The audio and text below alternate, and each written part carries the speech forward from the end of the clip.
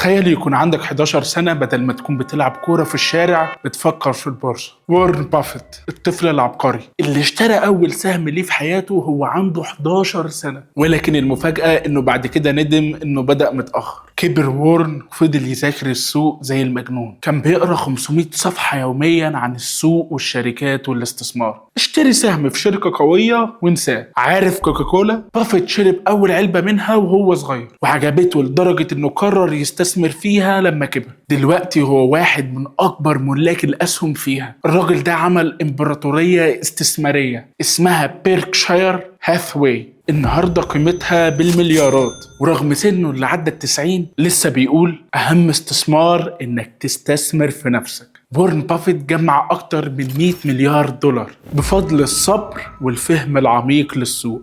سر نجاحه إنه بيشتري أسهم حقيقية لشركات قوية وبأسعار معقولة ويصبر عليها على المدى الطويل. وخليني أقول لكم أشهرهم: كوكاكولا، أبل، بانك أوف أمريكا، وجيلت. متخيل؟ قصته هي مثال حي على قوة الصبر، الاستثمار الذكي، والالتزام بالمبادئ المالية السليمة. لو عايز تبقى مستثمر ناجح اتعلم من وارن بافيت.